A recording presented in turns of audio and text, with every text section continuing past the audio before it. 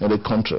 Okay, let's pick some of the major roads that we know, some of the arterial roads that you talked about, but the ones that are so easily visible. Take from Abuja, for example, down south, Abuja, Lokoja, Okene Road. I know that road, for a very long time, in the government's preceding years, had been, where you used the word cesspool before, a major source of drain or government funds. But the story is slightly different now. Can you tell us the state of completion of that road? Because I still know that you get to a particular point, you are diverted, you have one lane situation and all of that. What is the percentage? Yeah, from Abuja to Lokoja, the road is being executed in 4 sessions. 4 sessions. Session one by Bantata and Sawo, that one is substantially completed. That is the one from Abuja that takes you up to somewhere in Kwale area. Session 2 from Kwale to Abaji is being handled by ROCC. That is 100% completed. So from session 1 to session 2, you can truly drive from Abuja now up to Abaji without any diversion. And the black carriageway is amazing to drive on it, because I drive on it regularly. Then from Abaji to Lokoja, the session 3 is being handled by Bulletin Construction Company. They've completed one of the drag carriageway, they virtually completed one of the drag carriageway, the Abuja bound. Then the old carriageway is where they are carrying out the construction activities right now, because I was on it last week. And we are hopeful that they should be able to complete the work sometime in March based on their work plan. Then beyond the bridge, beyond the River Niger Bridge in Lokoja, you now have section 4 of it, which G2 Construction is doing. And amazingly, they have also ramped up construction activities, and they certainly, based on their program, they will be delivering that by April. So virtually, it is almost a done deal.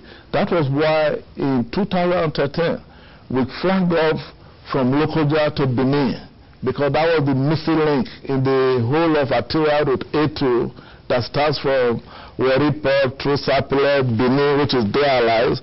Then from Benin to Okede, through Auchi to Lokoja, hasn't been dualized. And we were dualizing from Lokoja to Abuja, and from Abuja to Kaduna is already dualized. Kaduna to Kano is dualized. Now Kano to Maiduguri is dualized. So in the wisdom of President Goodluck Jonathan, he decided that we must award the Benin Lokoja section of it, so that we will now have an unbroken chain when it is completed of dualized road. What about from Lokoja to Okede?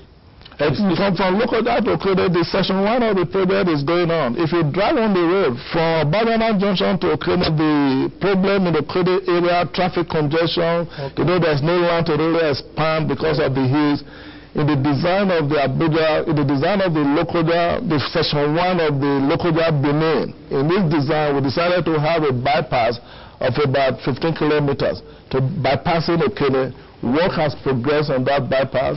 At least I'm aware that about 12 kilometers of the bypass has been done up to Banda cost level, because I've inspected it. Then the section 2, which starts from Okene to Auchi, is being handled by Modakat, and work is going on there. They started work from Auchi and towards Okene. Then section 3 of it, which starts from Auchi to Ehor, is being done by Dantata and Sawa, and work is going on. In fact, if you travel on the road recently, you would have seen that the very notorious area around A Road that was prone to daily accident, the hill is being brought down so that the gradient can be controlled, so that it will be friendly, so that trucks no longer just have a free plunge. So we are tackling that.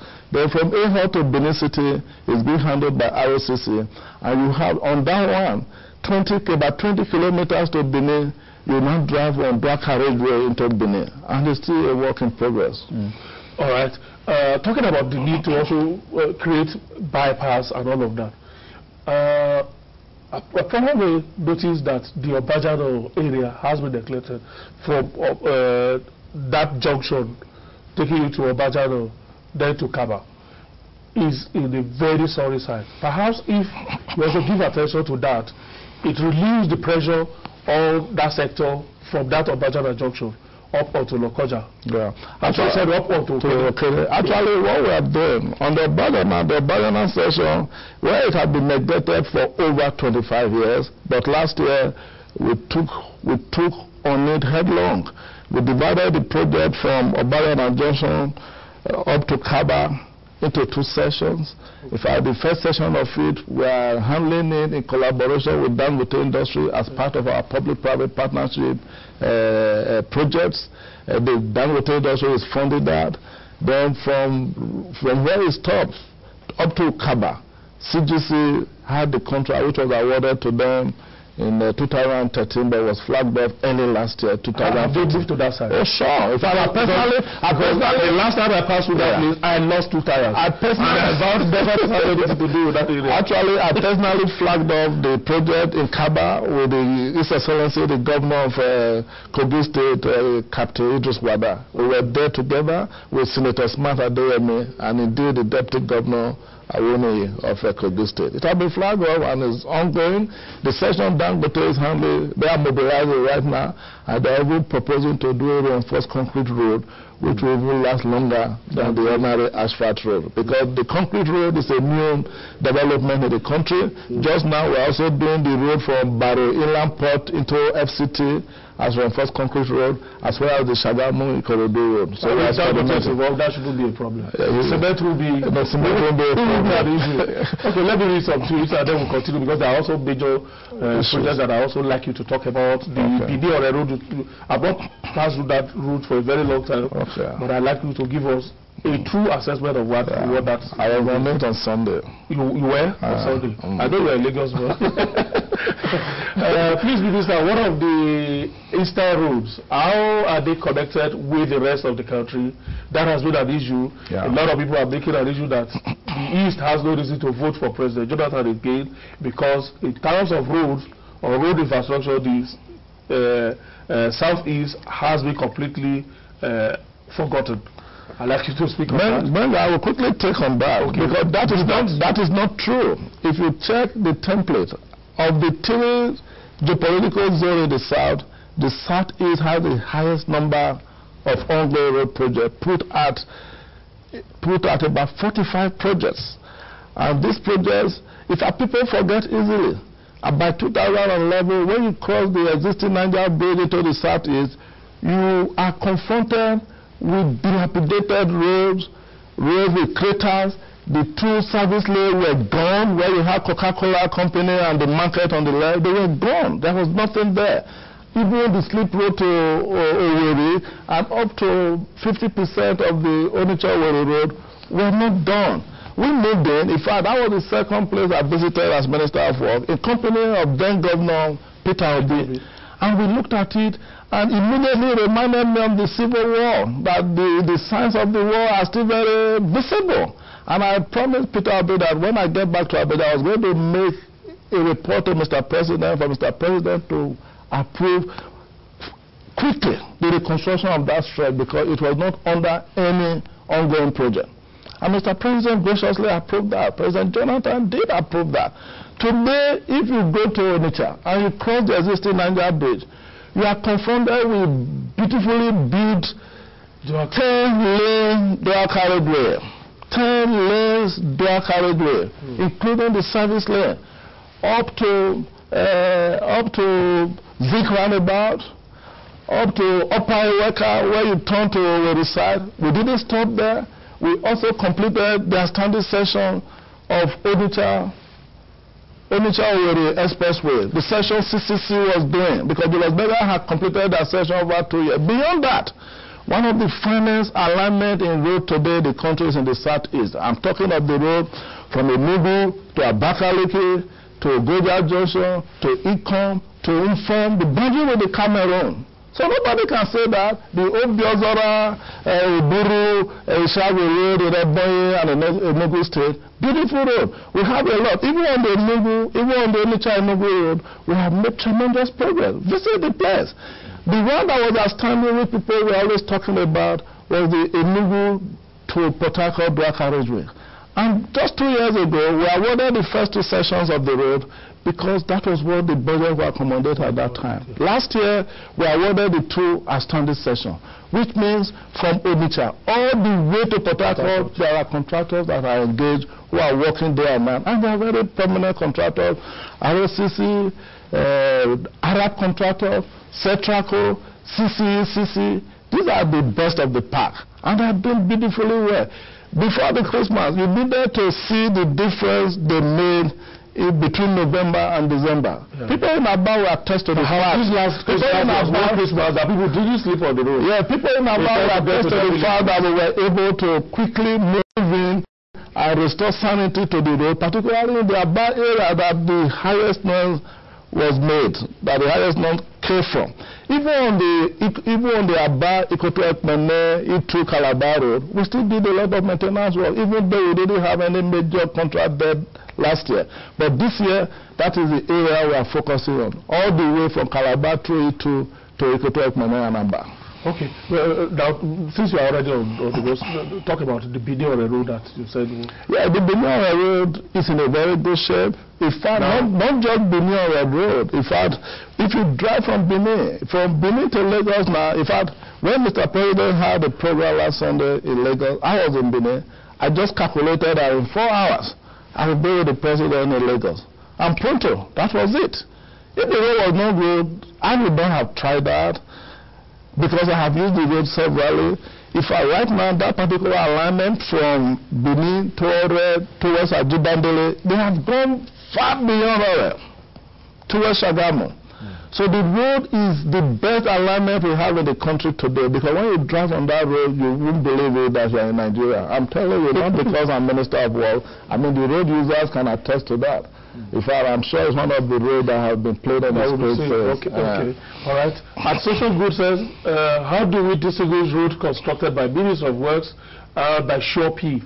What's the link between Shopee and the Minister of Works? I was commenting on that. Because Shopee is not a minister. Shopee doesn't do roads. Shopee was a creation of the federal government under the president, as it is, so that Nigerians would believe that the proceeds from the partial increase in the price of petroleum or partial removal or whatever was being devoted to critical infrastructure that will be beneficial to Nigeria. Of which road is just one? Of which road is one.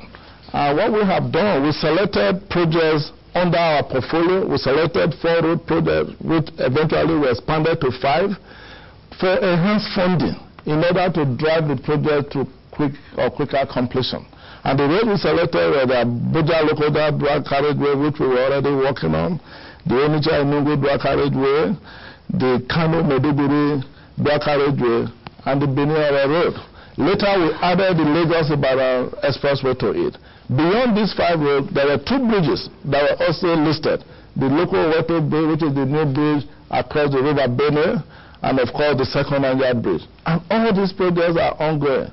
The expenditure of Shopee funds in those roads have helped to ramp up construction activities on those roads. And that is why today, on local water bridge, we have already recorded about 68.5% completion, almost 70% completion. I have been there more than 4 times. It is amazing. When it was beamed to Nigeria live on TV recently, they couldn't believe it. And second Niger bridge, 2 Saturdays ago, I was with Mr. President to spread ongoing work on second Niger bridge, which exposed the lies that no such thing was going on. But we beamed into Nigeria.